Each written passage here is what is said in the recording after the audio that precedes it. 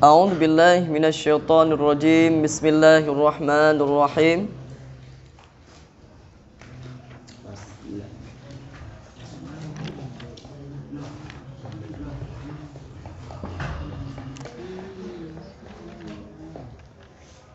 Zawalul aqli bisukran aw maradin wa lamsu rajulil mar'atal ajnabiyata min ghayri hailin wa masru farjil adamiyyi bi batinil kafi wa masu halqati duburihi 'alal jadid. Dan hilangnya akal dengan sebab mabuk ataupun sakit, dan menyentuh laki-laki akan perempuan yang asing, yang ajnabiyah, yang sah untuk dinikahi daripada tanpa ada lapisan, tanpa ada penghalangnya, dan sentuhan kemaluan anak Adam dengan batin pendalaman telapak tangan, wa masuh halqati duburihi, dan sentuhan gelang duburnya anak Adam berdasarkan atas pendapat masih dengan pembahasan sambungan surah di belakang. Ya, masih dalam faslun yang sama di belakang adalah menjelaskan tentang hal yang dapat membatalkan wudu seseorang, yang sehingga dia tidak lagi menjadi sebagai suci. Orang yang suci bisa melakukan hal yang terhentinya seseorang untuk melakukannya kepada suci. Misalnya adalah solat. Kalau solat dibutuhkan kepada suci. Megang Quran, tanggungan Quran butuh kepada suci. Tawaf di Kaabah, tawaf di Baitillah membutuhkan kepada suci anggota tubuh. Dan pula hal-hal yang lain yang terhenti kita kerjakan kepada suci dan hilangnya hadas pada seseorang. Maka ketika seseorang melakukan hal yang salah satu ini, ataupun tidak melakukannya tapi terjadi, datang, tetap dia dapat batal wudunya. Sebagaimana sambungan surah di belakang, wa zawalul aqli bisukran, seseorang yang terjadi hilangnya pemikiran, gadah akal, hilang pembezaan, hilang pembedaan. Apa maksud zawalul aqli? Hilang akal. Hilang akal apa maksudnya? Apa maksud hilang akal Tengku Nyan Sidikan? Apa maksud hilang akal? Apa yang maksudkan dengan gila? Hilangnya akal merupakan zawalu surati fil akal, hilangnya pembedaan daripada pemikiran seseorang, yang sehingga dia tidak dapat membedakan lagi di antara satu sama lain, kebaikan dan keburukan, enak dan tidak enak. Dia tidak akan dapat membedakannya lagi. Ia mangat, hana mangat, barang beruk, barang mangat, barang lagak, dia tidak dapat membedakannya lagi. Dengan sebab hilangnya tamayus perbedaan dalam pikirannya, sehingga dia tidak dapat mengenalnya lagi di antara kebaikan dan keburukan, enak dengan tidak enak, bau busuk dengan bau yang wangi, dia tidak dapat membedakannya lagi. Contohnya orang gila. Jika kalian rumpung tempat tinggalnya, dia tidak memperdulikannya. Di mana dia mau tidur, di atas jalan, dia tidak dapat membedakannya lagi. Ini enak turunnya, sakit punggungnya, tidak sakit punggungnya, tidak dapat membedakannya lagi. Ya kan? Mangat makanannya, contoh makanan udah lama, udah busuk, dia tidak dapat membedakan lagi itu udah busuk dengan masih tidak busuk. Makanannya enak, tidak enak, bagus, tidak bagus, dia tidak dapat membedakannya lagi. Orang gila. Maka orang gila hilangnya tamayus dalam pemikirannya, hilangnya perbedaan sesuatu di dalam pemikiran. Adapun sebab-sebabnya banyak. Di antara lain pengkonsumsi minuman keras, pengkonsumsi hal yang memabukkan, narkoba, narkotika dan sebagainya. Demikian ada hal-hal yang dapat menghilangkan itulah pemikiran yang sehat dalam pikirannya. Maka ketika seseorang mabuk, urat-urat sehatnya, urat-urat berpikirnya, saraf-sarafnya akan putus. Karena air tersebut keras. Minuman keras. Apa maknanya? Dia dapat memutuskan urat-urat yang ada dalam pikiran. Urat sangat halus. Allah ciptakan urat tersebut dalam pemikiran kita, di dalam otak kita yang sangat halus sarafnya. Oleh karena hal demikian, agama melarangkan kita untuk mengkonsumsi narkoba, minuman keras dan sebagainya. Kenapa? Karena hal demikian dapat membawa kepada rusaknya saraf. Rusaknya saraf akal. Jika seseorang rusak saraf akal, dia berani saja melakukan hal apapun. Dia tidak dapat lagi membedakan di antara capek dengan tidak capek, Maka punya contoh dia urung hek taknya, pakon dia lembur kerjanya semalam. Hana terasa beban. Hana hek, dia urung biasa hek dia kerja kan. Dia kerja orang kerja malam lo. Nyan laujun kerja cik lo. Kerja selalu dalam kerja. Ya kan? Bisa jadi. Ya kan? Ya sebahagian apa kan? Mereka konsumsi hal demikian. Pakan konsumsinya supaya dia tidak dapat merasakan lagi capek dengan tidak capek. Jadi ada tim. Miurung yang hana konsumsinya, ila kepiuh ju kerja. Hai piuh. Hai ili kerja. Hai. Masih ada rasa capek dalamnya. Tapi kalau mereka konsumsi demikian, maka tidak dapat membedakannya lagi. Hai apa perbedaan ini denku? Maka kerja uro kerja malam-malam, 24 jam dalam kerja. Kamu kan? Demikian konsumsinya. Kamu. Maka ada kala untuk bertenang pemikiran. Ya, bagi yang gadah hakai sih anu pula. Waktu konsumsi narkoba yang hilang, stresnya hilang. Waktu gadah stres, pikiran yang sehatnya pun hilang. Kawan, itulah hal yang dilarang oleh agama. Semuanya keuntungan untuk kita sendiri. Allah memberikan satu nur cahaya untuk kita dalam membedakan sesuatu, sehingga beda di antara tanya dengan binatang. Itulah dinamakan dengan akalnya. Maka akal harus dijaga dan wajib dijaga. Kamu kan? Itulah caranya. Maka sebabnya adakala hilang akal dengan sebab mabuk ataupun dengan sebab sakit. Contohnya sakit, orang yang pitam, orang yang pingsan, orang yang koma, ini orang koma, orang pingsan sebagainya, dia tidak sadarkan diri. Pemikirannya tertutupkan. Semuanya beku. Hanya jalan li pemikiran. Itu bahagian-bahagian daripada menghilangkan akal. Maka wuduknya pun akan runtuh. Kenapa runtuh wuduknya? Kan dia tidak dapat membedakan lagi apakah sudah keluar sesuatu hal demikian. Yalah, i-nya pun tebik kedua tu ada gede ya. Tebik pakai kantong i. Beraknya pun, taiknya pun keluar sendiri, dia tidak sadar. Karena itu adalah hilangnya akal dengan sebab sakit. Ya, contoh orang yang koma, orang yang sakit pitam dan sebagainya. Kan? Itulah bahagian-bahagian daripada menghilangkan akal. Maka ketika hilangnya akal, hilangnya tamayuz daripada seseorang, dia sudah membatalkan wuduknya. Batal wuduk. Kemudian selanjutnya adalah walamsur rajulil mar'atal ajnabiyah, dan menyentuh laki-laki akan perempuan yang asing. Perempuan yang asing maknanya dia tidak ada kaitan darah dengan wanita itu. Dia tidak ada sangkutannya dengan perempuan. Maknanya perempuan yang sah untuk dia menikahinya, sah untuk menikah. Toh perempuan itu banyak. Selain daripada yang bersambungan nasab dengan tanyo, yang bandum adalah ajnabiyah. Dan selain daripada mertua tanyo, mak tuanya kerja sebagai ibu, dia kerja ke mak. Ni mak tuan je ke mak dia. Yang lagi mak do cik dia. Yang je kepada mahram tanyo.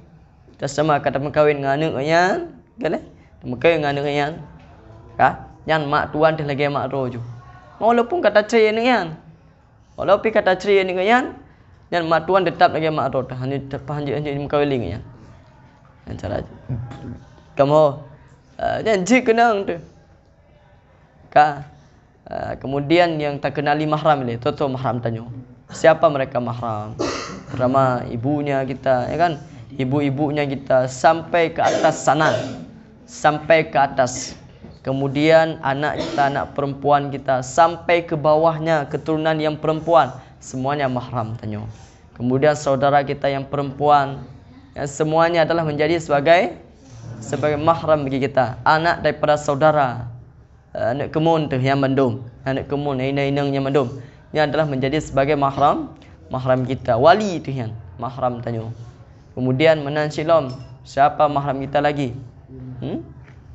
Mahram kita lagi ibu sampai nenek ke atas, sampai ke atas. Apa ibu daripada pihak bapa ataupun pihak ibu, ibunya atas nama pihak perempuan ataupun laki-laki yang perempuan, laki-laki daripada yang perempuan, ibu-ibunya sampai ke atasan. Semuanya menjadi sebagai mahram. Berarti selainnya semuanya bukan mahram. Tak selainnya dia dah pandu. Tidak ada sangkut paut dengan keturunan. Tidak ada sangkut paut dengan nasab dan darah kita. Semuanya menjadi sebagai ajnabiyah. Ajnabi. Apa makna ajnabi? Dia asing. Asingnya apa? Asing tidak ada hubungan nasab dan keturunan dengan tanyo. Yang kita menikah muridnya. Termasuk paling dekat dengan tanyo yang bisa dinikahi.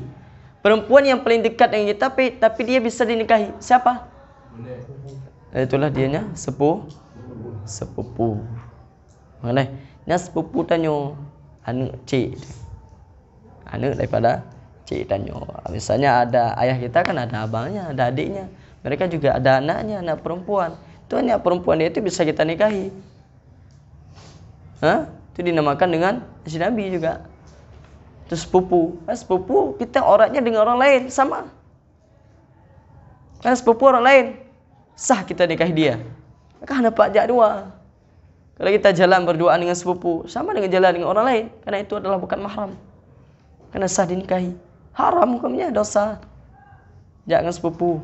Karena sepupu itu adalah orang lain. Adik mak tanyo, ke adik mak tanyo. Mak kita kan ada, ibu kita ada lagi adik dan abangnya. Ya kan? Itu adik dia, kakak dia. Kan? Mereka kan juga punya anak. Anak-anak perempuan mereka itu mereka adalah lain dengan kita. Mereka tidak ada hubungan dan darah dengan kita. Berarti sama dengan mereka adalah menjadi sebagai ajnabi bagi kita. Auratnya sama dengan orang lain.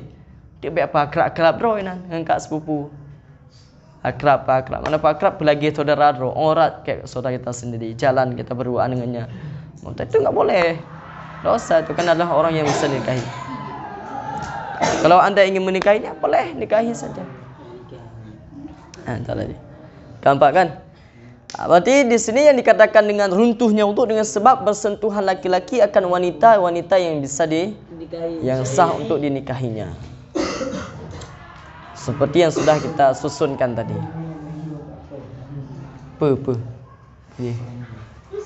Dah. Hah? Dah dia pakai. Dah apa? Nak perayaan apa? Hah? Kamu kan? Ya, kemudian sentuhannya pun min ghairi hailin, tanpa ada lapisannya, tidak ada penghalangnya. Itu yang menyebabkan tanyo, yang menyebabkan adalah batal wudu. Tapi kalau ada sentuhannya, tidak batal wudu. Seperti kan kita salaman dengan sepupu, pakai aja. Salaman dengan ibu guru kampung. Hai ibu guru tu. Ke ibu cik zaman. Yang kita telang ibu gopnya ibu yang ke mak tanya. Gampat. Mana ibu mak tanya je. Mak tu yang lepas ibu gop. Nyo ibu gop, nya ibunya adalah ke mak tanya.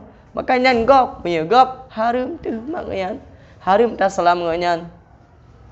Kamu gure nang tu zaman gure nang gop kan. Hai gop cik walaupun gure tu. Hanya talim cik. Hai talam. Tidak boleh kita jabat tangan dengannya. Semua kan? Atas nama dia adalah ajnabiyah bagi kita, sentuhannya pun haram. Berarti nyatanya kawin berarti inangnya aja sih. Inang tu. Inang kalau dah mengkawin, hana tak mengkawin tu taban. Lih tak mengkawin, hana tak mengkawin, yang gop cik. Batu, hai gop tiga paham tu wudu. Otak kali nak mengkawin pegah mati le wudu. Tidak pegah le nak mengkawin hamba tu wudu yang kali nang tanya, pergi aja ke adik tanya. Alai. Maka betul adik tengah kena.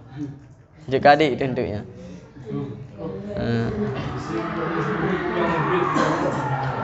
Yang kecil itu harus dilihat dulu. Maknanya dilihat kalau kira-kira dia merupakan batasan yang belum disyahwatkan. Batasan belum disyahwatkan. Maknanya disyahwat belum ada rasa rindu, keinginan syahwat dengannya. Rasa keinginan syahwat dengannya nyubinan urang. Maedong mentah. Maedong mentah nyudah namanya. Karena rasa galak tanya. Rasa galak. Berarti nyanjut tanaman. Boleh kita pegang-pegangnya enggak apa-apa. Pinya kira-kira yang kahir raya raya teh-teh yang macut. Kan beda tanya. Amalai. Nya ka beda. Oh dia kalanya kahir raya macut. UBB-nya nonton UBB tapi pipi yang membelagak macam ni. Yang lagak enggak mah. Lagak contoh ni. Yang tekedi katuh batasan dia disyahwatkan dan diinginkan. Ada rasa rindu kita, keinginan syahwat dengannya, itu udah haram bersahabat tangan dengannya. Haram. Dan semuanya tersebut diperkirakan dengan itulah batasan syahwat normal. Baik tu urang-urang cin hana normal syahwatnya hana je pada ukuran ya. Urang yang hana pah syahwat hana pah kalau manuk-manuk pi hana pulih. Dia kan hana pah dia syahwat. Manuk kalian ka pengaruhnya. Nah kalian tiba ni pengaruh cin. Kalau lemah pi pengaruh cin. Nya syahwat tidak normal. Maka dia lain hukum dengan orang lain. Caranya. Kak. Yang jadi pembegahan punya mak kinonnya tapi dia maknanya kan. Berarti adun maknanya adun maknanya kita macam. Yang tu. Adun mak tuan. Adun mak tuan. Mak tuan nyen kau tu. Nyen mak mentang tanya. Tanya mak mentang. Mak tua mentang nyam mak tu. Mak yang jihnya ni jihgop si. Kecuali bak mak rita, nyam mak rita nya kan. Punya mak rita. Kiba mak rita ni ku ten ada pi susu kan. Ti jamun. Kale nya jamun kau te raya. Ada jamun. Kah. Masa dia bawah 2 tahun. Kah. Mirip atun. Jadi waktu yang kan nyan mak rida tayo menjadi sebagai ibu tengkuyan. Kale kanji ke mak tayo. Nyan mak tayo yang mak rida yang keturunan ke yan. Kak-kak ke yan, adik-adik ke yan lagi kak ro tu sanyo. Nyan lagi kak dengan kak mak ro tu sanyo. Bandung semuanya mereka jadi sebagai mahram kita nyo tu. Ni kekirakan keturunannya. Tapi kalau mak tuan hana, kena mak tuan mak mentang nyak mak tuan tu mak. Kamu kan? Tapi Kalau kau dikira mak susu pada yang 5 kali tegukan. Ada 5 kali teguk. Dan 5 gua pejib. 1, 2, 3, 4 dan 5 gua pejib, 5 gua tegukannya. Ya kan? Nyan ka. Hah? 5 gua apa?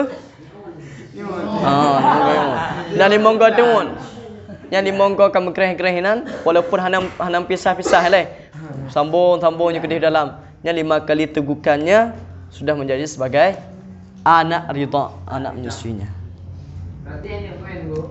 Yang mak rida hanya itu, mak rida tu anaknya anak mendumian, kak-kaknya yang je lagi terara bendum lah yo. Yang bendum je kawat yo. Lagi mak ro tu yo bendum. Karena yang madu adalah pengaruh kepada darah. Kale, yang susu yang kali tajib bak marida, yang je ke darah begitu tanyo. Sabar lagi keturunan dia tanyo. Sabar lagi tanyo mendarah daripada mak tanyo. Nampak? Sabar mati. Punya orang orang. Tengok pernah tentu orang bahawa dia dah pernah menyusui dia dah. Jadi kita ada. Jadi mak reda ni bukan ana. ya. Buat akhir kawin dia. Kawin jadi ditipu dulu. Ya, betul. Bocor. Jadi ya red tali otian. Berarti red tali yang anaknya jika pada anak syubhat munan. Anak syubhat. Yang kira tayo nikah syubhat. Berarti tayo jika pada nikah tarik tu yang kapan-kapan diketahuikan yang adik tayo contoh ataupun kak tayo yang tak jika tayo kak sarida ataupun adik sarida yang nikah langsung jatuh. Waktu dekat jatuhnya nikah, berarti anaknya hokam bambing kan anak mana anak tayo kan. Kaum bambing. Anaknya adalah anak syubhat itama. Dan syubhatnya tidak ada tanggungannya. Dia dihubungkan kepada mak. Hana batanya hubungkan pada mak je. Caranya.